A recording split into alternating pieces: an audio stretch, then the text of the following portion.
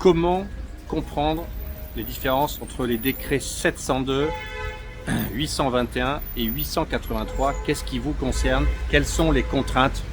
Vous êtes nombreux à m'avoir écrit. J'ai fait une vidéo hier en expliquant un peu plus en détail le décret 883 et beaucoup de gens m'ont envoyé des messages en me disant blablabla, oui mais question. Alors, je vais tenter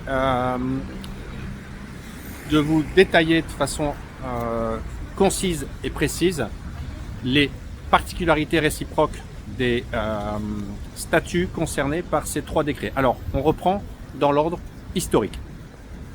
Dans l'ordre historique, il y a une situation classique dans laquelle les étrangers qui veulent obtenir des permis de séjour de 3 ans, les RVP, ou des permis de résidence, avant ils étaient valables 5 ans et maintenant ils sont illimités, eh bien ils devaient remplir en quelque sorte des critères. Alors par exemple, lorsque vous aviez des enfants ou que vous vous mariez, eh bien vous pouviez obtenir des RVP, des permis de séjour temporaire de 3 ans, de façon simplifiée. Et puis la loi a changé. Il faut désormais 3 ans de mariage pour obtenir un permis de séjour temporaire de 3 ans. On ne peut plus l'obtenir automatiquement, il faut 3 ans de mariage. Et ensuite, pour obtenir les permis de résidence, on peut les obtenir que sur la base des enfants, plus sur la base du mariage. Et si vous étiez ensuite pas marié, eh bien vous n'aviez qu'un choix, qu'une option, c'était d'obtenir ce qu'on appelle un quota. Il vous fallait obtenir un quota, donc demande à l'administration russe un quota pour obtenir un permis de séjour temporaire de 3 ans. Mais sur 10 ans, le nombre de quotas attribués par l'État russe a diminué de 125 000 à 15 000 à peu près, ça a été divisé par 12. Donc l'État n'attribue quasiment plus de quotas. Donc il est très compliqué aujourd'hui, il était devenu très compliqué en 2024 d'obtenir des permis de séjour. L'objectif des autorités russes, l'objectif unique, c'est de bloquer l'immigration. Ok ? Donc fin 2024, il y a un nouveau statut particulier qui est apparu suite à un décret, le décret 702, c'est un décret de août 2024 qui permet à des étrangers, uniquement les étrangers des pays non amicaux, pas bien là, uniquement les étrangers des pays non amicaux d'obtenir en fait des permis de séjour temporaires de 3 ans, donc les RVP, de façon simplifiée. Qu'est-ce qu'on appelle de façon simplifiée? Eh bien, c'est les obtenir sans le test de langue russe et sans le test de culture générale et connaissance de droit et d'histoire russe. Ok? Pour tous les autres RVP, mariage après 3 ans, quota, il fallait passer un test de langue et le test de culture et connaissance. Si vous êtes citoyen de pays non amical et que vous soutenez les valeurs traditionnelles russes, vous tombez dans la catégorie du décret 702 de août 2024 et vous pouvez obtenir un permis de séjour temporaire de 3 ans de façon simplifiée, sans le test de langue et sans le test de culture et de connaissance russe. Ok, le statut du permis de séjour idéologique, l'immigration idéologique de août 2024, initié par le décret 702 de Vladimir Poutine. En 2025, un nouveau décret est apparu, le décret 821, novembre 2025. Ce décret, il pose une chape sur l'ensemble du dispositif migratoire et il impose à tous les gens qui sont au permis de séjour temporaire de 3 ans et qui veulent aller à l'étape d'après, au permis de résidence, tous les gens qui sont RVP et qui veulent aller en VNJ, mais aussi tous les gens qui sont en permis de résidence en VNJ et qui veulent aller à la nationalité. Donc tous, désormais, ils ne peuvent plus faire ce saut vers l'étape d'après. Ils ne peuvent plus passer du RVP au VNJ. Ils ne peuvent plus passer du VNJ à la citoyenneté sans porter preuve qu'ils ont servi 1 an dans les forces armées de la Fédération de Russie. Ça concerne tout le monde. amicaux et non amicaux. Les seuls qui sont exclus, c'est les compatriotes de l'étranger qui sont dans le programme de rapatriement des compatriotes de l'étranger, donc les Russes de l'étranger et leurs conjoints. Ok? Donc tous les gens qui ont une femme russe ou un mari russe et qui reviennent en Russie, eh ben, vous n'êtes pas, en tant qu'étranger, dans la catégorie visée par le décret 883. Vous n'êtes pas contraint de servir, d'avoir servi un an dans les forces armées de la Fédération de Russie. Pour tous les autres, passer au permis de résidence ou passer du permis de résidence à la citoyenneté, eh bien, il faut servir dans les forces armées de la Fédération de Russie ou avoir servi un an. L'objectif, c'est de bloquer l'immigration de résidence. Regardez, là je vous regardez.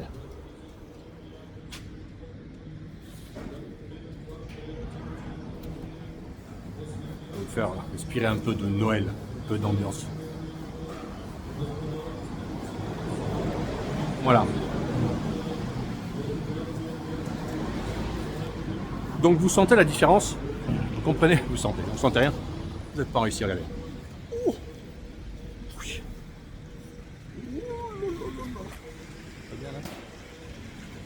Dans l'incendie monastère. Ah là là. Voilà, on va faire écraser. Décret 702, c'est pour obtenir un permis de séjour simplifié quand on est étranger de pays non amical. Et une fois qu'on est en permis de séjour temporaire de 3 ans, qu'on soit un étranger de pays non amical ou un étranger de pays amical, peu importe, on ne va plus au Vidna Jitelstva, on ne va plus au permis de résidence. Si on est déjà en permis de résidence, on ne va plus à citoyenneté sans un an de service. Système entièrement bloqué. Et puis il y a un troisième. Il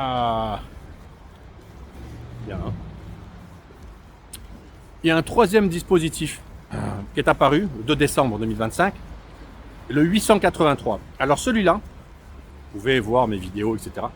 Celui-là, il crée 9 catégories. Chercheurs, artistes, IT, entrepreneurs, machin. Il crée 9 catégories qui sont des catégories d'étrangers jugés utiles aux intérêts de la Fédération de Russie. Elle est bien là. Oh, c'est beau, hein?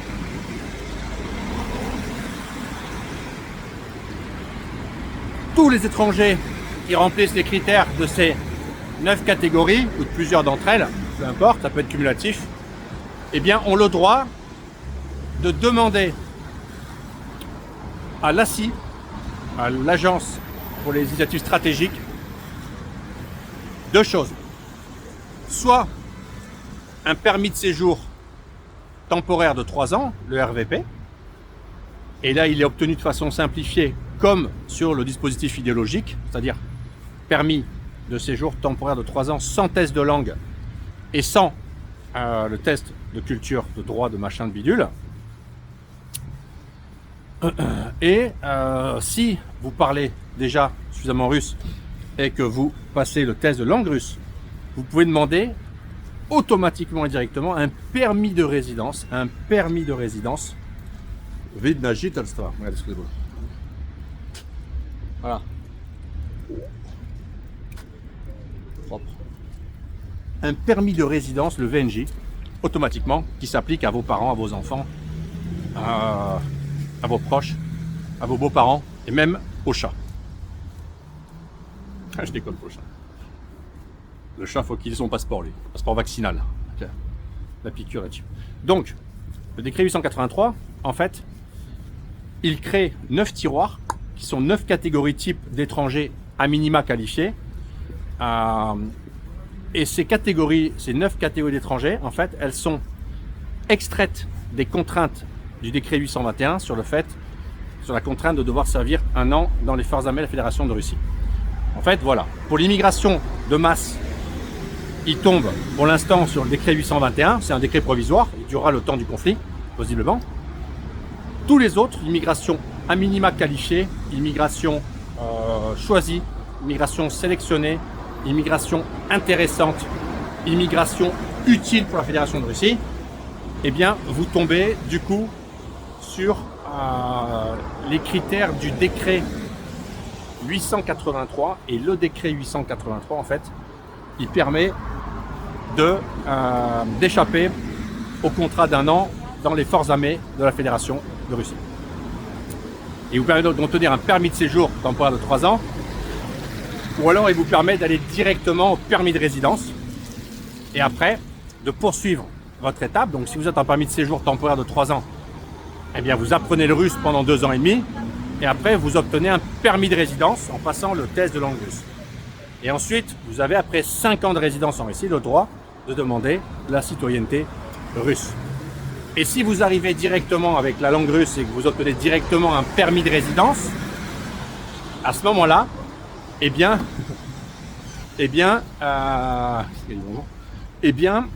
vous attendez et vous pouvez au bout de 5 ans demander le passeport russe. Donc en fait, ici, je vais traverser et vous montrer un petit peu. Je vais passer au milieu, vous allez voir comment c'est magnifique. Voilà. Donc, le but, c'est de permettre à l'immigration utile et qualifiée de ne pas avoir à servir. En gros, c'est simple. Le décret 702, c'est pour obtenir un permis de séjour idéologique. C'est la méthode la plus simple. Ouh, c'est beau, hein. C'est la méthode la plus simple. Faut savoir qu'il neige, il y a de la glace par terre en basket l'été. Attention, c'est un chien. Permis de séjour de 3 ans, mais aujourd'hui, vous ne pouvez pas aller plus loin. Donc vous êtes obligé, en fait, de renouveler votre permis de séjour de 3 ans, mais on peut vivre en RVP 3 ans.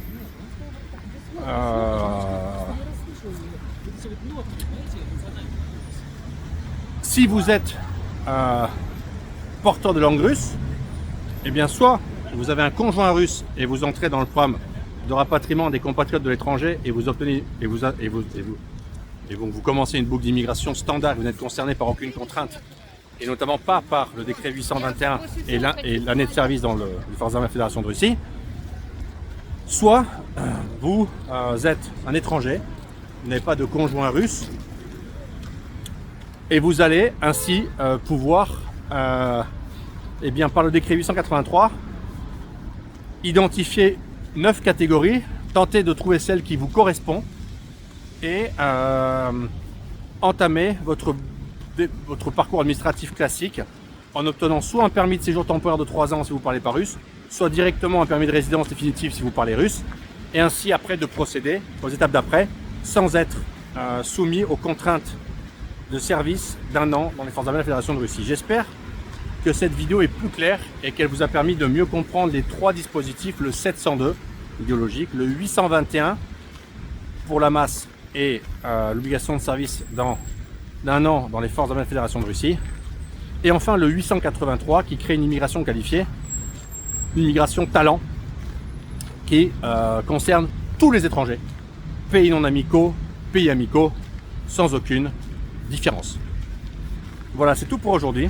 Si ça vous intéresse, j'ai fait un article qui explique en fait la différence entre les 3 décrets. L'article est sur le blog de la Ruspatriation. Je mettrai le lien dans le premier commentaire et dans la première vidéo et dans le descriptif de la vidéo. Et ainsi vous pourrez consulter, lire à l'écrit et mieux comprendre les différences entre ces 3 dispositifs. Je vous laisse, on est sur la place Trubnaya. Trubnaya, c'est la place à Moscou. Vous allez voir, il y a le Central Mirinok, le Central Market qui est là-bas, derrière moi. Et vous voyez, il est tout au fond. Pour les gens qui connaissent, c'est un hotspot de Moscou.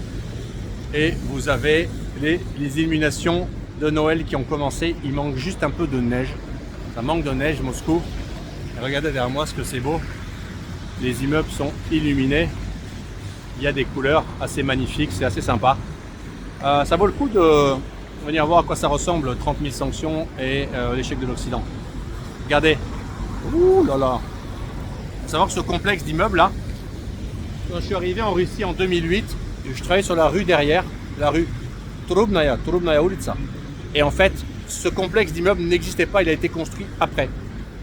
Il y a eu des bruits à une époque, on disait que Naomi Campbell, elle avait un boyfriend russe à l'époque, et elle avait acheté un appartement dans ce complexe. Mais plausiblement, elle s'est séparée de son boyfriend russe, et donc, elle a dû vendre son appartement. Voilà, c'est tout pour aujourd'hui. J'espère que la balade en début de soirée à Moscou vous a plu. Je vais rentrer chez moi. Il y a une ambiance très sympa dans les rues ici. Et moi, je vous dis à très bientôt pour une nouvelle vidéo sur ma chaîne YouTube. Si cette vidéo vous intéresse, vous mettez un pouce en haut, vous likez comme on dit. Vous mettez un like et puis vous partagez cette vidéo, vous abonnez à la chaîne aussi. Derrière moi, Sber, que vous connaissez tous, Sberbank et l'écosystème de l'ancienne banque Sberbank à Moscou. Paka et à très bientôt.